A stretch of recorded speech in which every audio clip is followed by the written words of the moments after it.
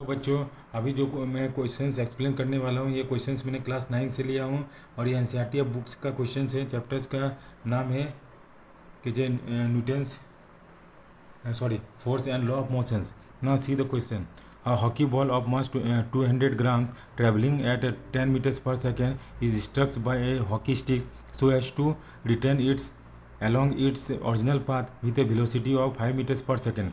Calculate the magnitudes of change of momentum occurs in the motions of the hockey ball by the force applied by the hockey stick. देखिए क्या questions में क्या बोल रहा है। मान लीजिए ये एक हॉरिजेंटल पाथ है, ठीक है।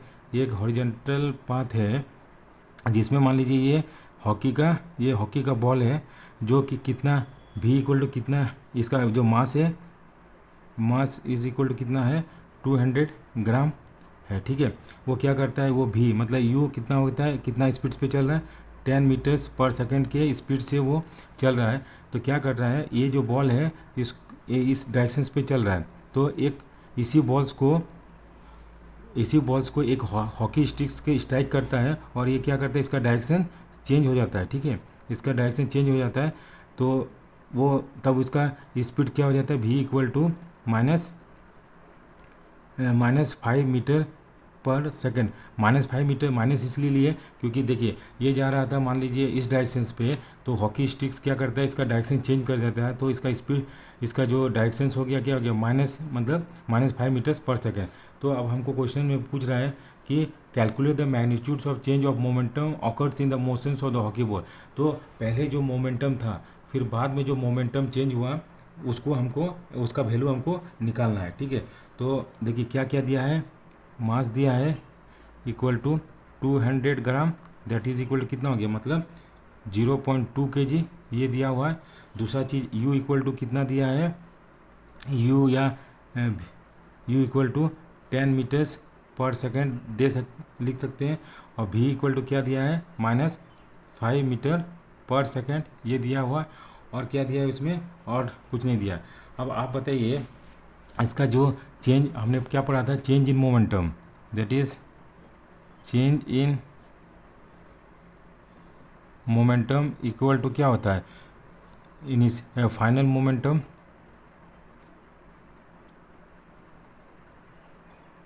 माइनस इनिशियल मोमेंटम, ये हमने पढ़ा है। तो अब क्या मोमेंटम का फॉर्मूला क्या होता है, मोमेंटम्स का फॉर्मूला होता है that is mass into velocity, ये हमने पढ़ा है, ठीक है। अब यहाँ पे फाइनल मोमेंटम क्या हो गया, मतलब m into v minus initial momentum कितना हो गया, m इंटू यू, ये दिया हुआ है। अब इसमें देखिए ये मास है, ये मास है, तो मास तो इसका सेम है, तो मास में कॉमन लिया तो क्या हो गया, v माइनस यू लिख सकते हैं, यस या नो।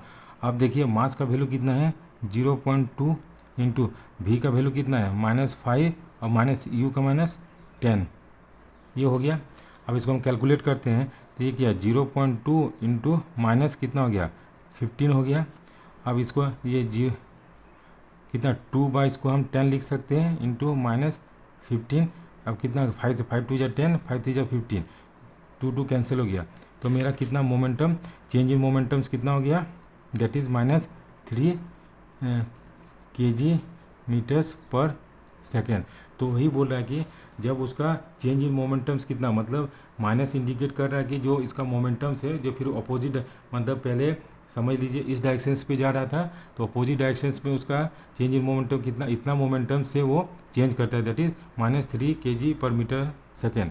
तो यही हो गया मेरा change in momentum. So this is the solution of this question. Thank you for watching this video and have a nice day.